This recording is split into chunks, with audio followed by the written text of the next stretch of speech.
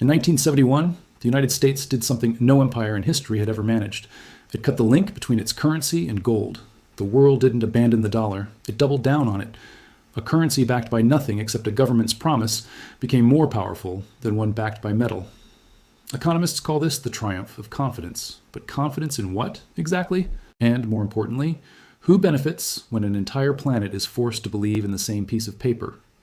The story begins decades earlier, in 1944, when World War II was still raging. Delegates from 44 nations gathered at Bretton Woods, New Hampshire. The goal was simple: create a stable global financial system. The solution they designed seemed elegant. The US dollar would be pegged to gold at $35 per ounce.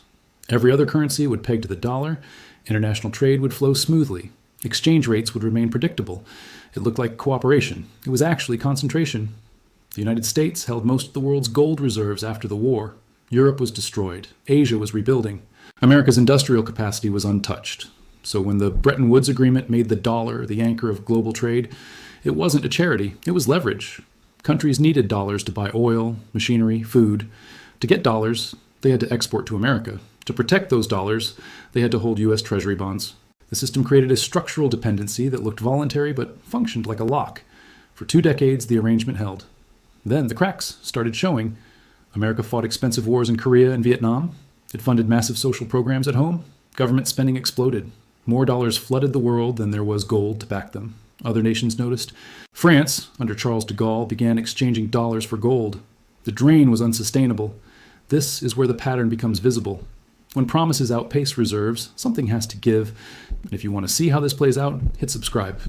Because what gave wasn't American power, it was the promise itself. In August 1971, President Richard Nixon announced the suspension of dollar convertibility into gold. It was supposed to be temporary. It became permanent.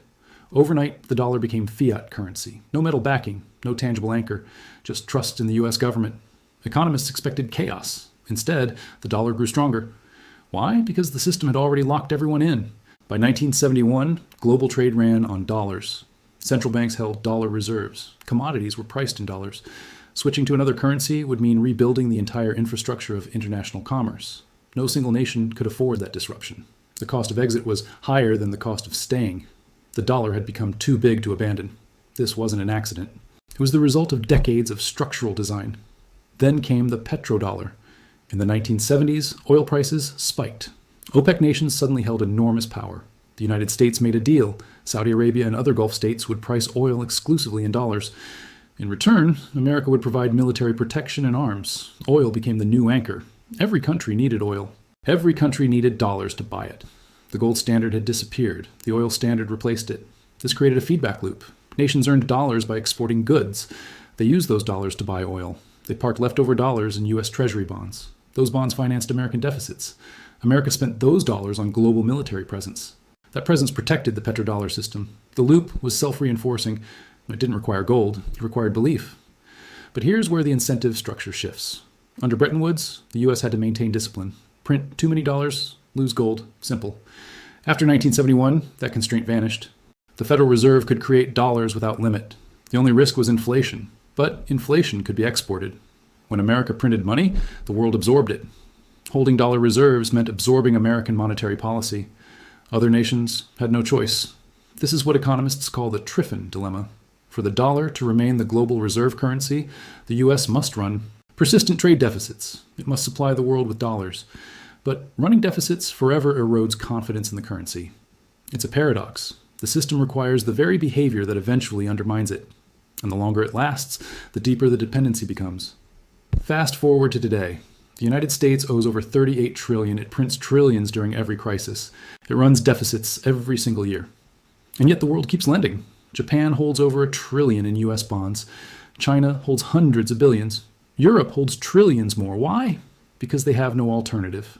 Abandoning the dollar means losing value on existing reserves. It means triggering a currency crisis. It means rebuilding trade from scratch. This is the trap. Not for America, but for everyone else. The U.S. benefits from infinite borrowing capacity. It pays for imports with currency it creates. It funds wars, subsidies, and programs without immediate fiscal pain. Meanwhile, other nations must earn dollars through exports. They must save those dollars. They must accept inflation when America prints. The system transfers real goods to America in exchange for paper promises. Some call this exorbitant privilege. Others call it monetary imperialism. The mechanism is the same.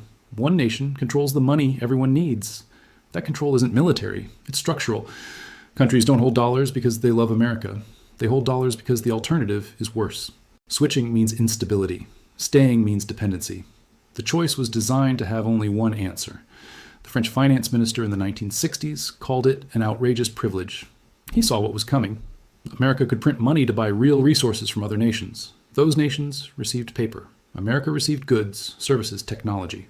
The trade was never equal. One side held the printing press. The other side held the products of labor. Over time, the consequences compound. Emerging economies borrow in dollars to finance development. When the dollar strengthens, their debt becomes unpayable. Defaults follow, austerity follows. The IMF steps in with dollar loans that come with conditions, privatize industries, cut subsidies, open markets. The debt trap becomes a policy trap. Nations lose sovereignty one loan at a time. This pattern repeated across Latin America in the 1980s, across Asia in the 1990s. The cycle is predictable. A country borrows in dollars during boom times. Growth looks sustainable. Then the dollar strengthens. Debt payments double in local currency terms. Tax revenues collapse. The government faces a choice: default and lose market access, or accept a bailout with conditions attached. Most choose the bailout. State assets get sold. Public services get cut. The rescue isn't designed to restore independence. It's designed to open the economy. Debt becomes the lever. Sovereignty becomes the cost. Even allies feel the pressure. Europe launched the euro partly to escape dollar dominance. But the euro never replaced the dollar. Why? Because oil is still priced in dollars. Because global debt is denominated in dollars. Because the financial infrastructure runs on dollars. Changing the system requires collective action. But collective action requires trust. And the nations capable of challenging the dollar don't trust each other. China has tried to internationalize the yuan. It set up currency swap lines. It launched the Belt and Road Initiative. It pushed for oil contracts in yuan. But the yuan isn't freely convertible. China's capital controls limit its use. And most importantly, China itself holds over $1 trillion in dollar reserves. Challenging the dollar means devaluing its own wealth. The trap locks in even the challengers. This is why the reserve currency isn't just about economics. It's about power. Control the currency and you control the terms of trade. You decide who gets liquidity during crises. You set interest rates that ripple across the planet. You export your inflation. You import real goods. The rest of the world works. You print. History shows this pattern before. Britain held reserve currency status with the pound sterling. It financed empire through debt. It ran deficits. It relied on colonial trade. When World War I and II drained British reserves, the pound collapsed. The US took over. The mechanism stayed the same, only the currency changed. But here's the difference. Britain's empire was territorial. America's empire is financial. You don't need colonies when you control the money supply. You don't need occupation when debt does the work. The reserve currency system is colonization without the flag. It's extraction without the army.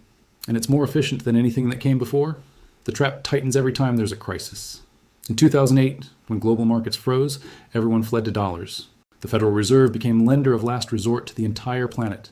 It swapped dollars for foreign currencies. It backstopped banks in Europe and Asia. The crisis proved that the world couldn't function without the dollar. Dependency became undeniable. What happened in those months revealed the architecture underneath. European banks had borrowed heavily in dollars. When credit markets seized, they couldn't roll over their debts. The ECB couldn't print dollars. The Bank of England couldn't print dollars. Only the Federal Reserve could.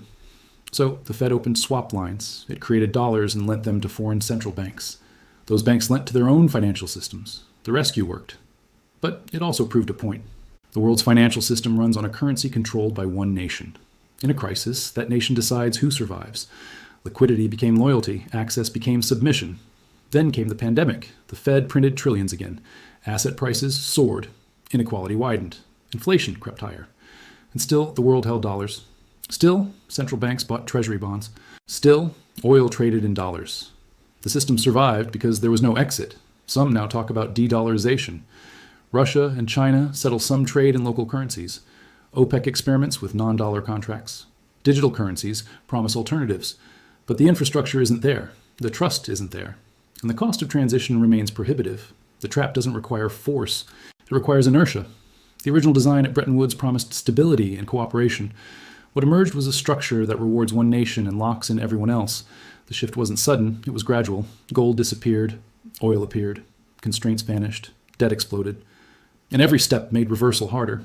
The world doesn't hold dollars because the dollar is strong. The dollar is strong because the world holds it. It's circular, it's self-reinforcing, and it concentrates power in ways no treaty ever could.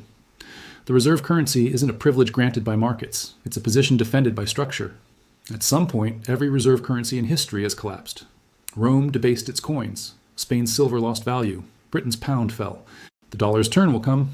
The question isn't if, it's when. And what happens to a planet that built everything on top of one currency when that currency finally breaks? The system wasn't designed to be fair.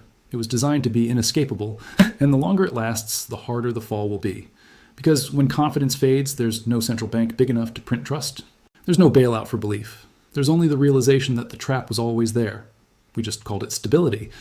If this changed how you see the global economy, share it. History doesn't repeat. But if you don't understand it, it will crush you all the same.